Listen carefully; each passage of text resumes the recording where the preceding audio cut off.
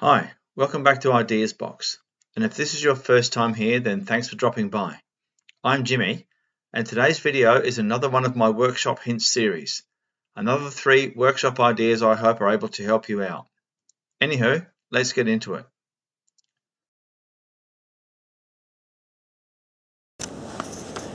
We had a problem a while back with losing pressure in these tyres. Now I've always put the pressure on them, so if anybody inflates them they can get the pressure right. But what I've started doing is putting what they call creep marks on there, because we have had these lose pressure and then the tyre creeps on the rim and then it pulls this either inside there, inside the tyre, or it breaks it off. So now all people have to do is occasionally glance to see if those 2 white marks are lined up, and you can see whether the tyre needs air or not, because when it loses pressure it doesn't clamp onto the rim very well, and that's when the wheel moves, or sorry, the tyre moves in relation to the wheel. So that's an attempt to get that right. So I've also done it on the other side of this, our little mower trailer. I don't need to do it with a ride-on mower because they've got tubeless tyres and they don't seem to move. They don't seem to be a drama anyway. But I've done it with this side here as well.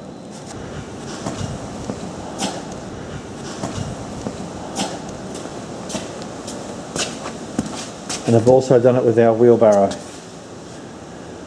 So if people glance at that,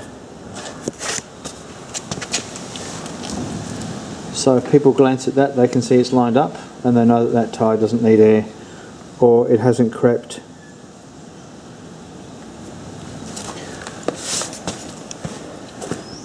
And the other side's done too, but that one, because it's a yellow wheel, it's not quite so easy to see, but it's still easy, in my opinion it's easy to see. So that is one handy thing you can do.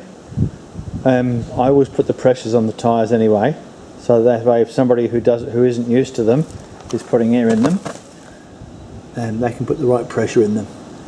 See, that one's got 10 psi,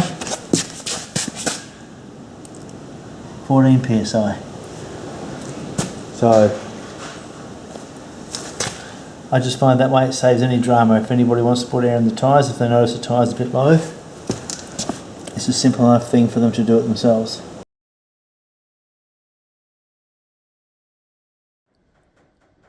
If you've got one of these little home bandsaws, I've marked the distance between the blade and that face in there at 190 so that I don't try to cut something that's a fraction over and just get frustrated. But if you've got one of these, they work by the bandsaw blade running on these 2 rubber wheels. And what the rubber does is, the rubber is the reason that wheel stays in the center, because we've got a cement mixer with a V-belt that runs on a convex wheel. It's a whole other field of physics. You'll have to Google it. It's way too complicated. I don't understand it, and I think a lot of people don't understand it. But that belt will run on that outside face in the center. You can adjust the tracking. You can adjust the tracking very slightly, but essentially that bandsaw blade will run on the center of that rubber wheel as long as it's rubber. If it was steel, it wouldn't work. It's really, really complicated. Anywho, the point of this video is, if you've got one of these little baby bandsaws and if you've cut a piece of wood and you try to pull the piece of wood back out, it's quite easy to pop it off of these wheels. I've had it happen a few times.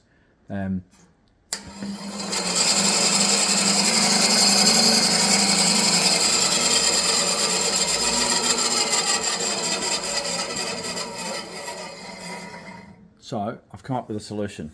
I don't know if this is well known, but I've just thought of it yesterday and I tried it for the first time today. So let me show you what I mean. The mistake I've made in the past is doing the cut and then pulling this back, and that can pull this bandsaw blade here off of the front of those wheels like I showed you before. So this is what I do now, but this only works if you're drilling into a hole. If you're just doing a straight cut and then coming back, I don't know if this will work.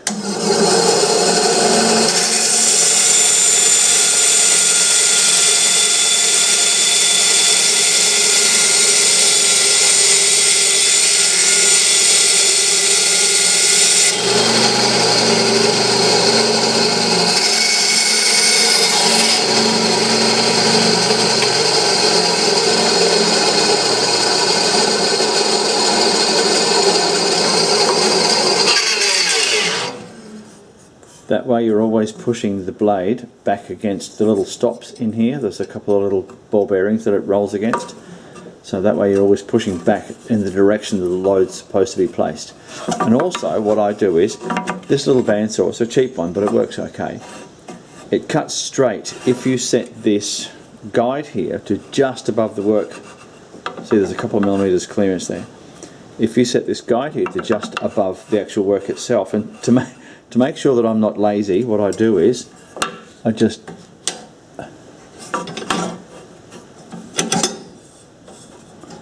undo that adjustment knob up there, that one there,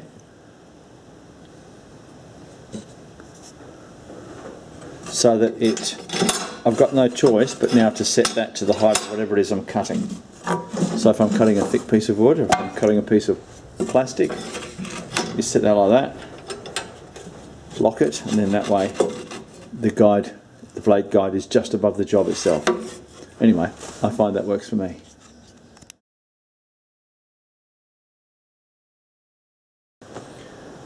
One thing I've been doing for the last few years to stop tins of paint from drying out and getting the skin on the top and getting really shitty is when I finish with a tin of paint, and I've just finished with this tin because I've been painting these pieces of 12mm quad, what I do is, obviously you put the lid back on,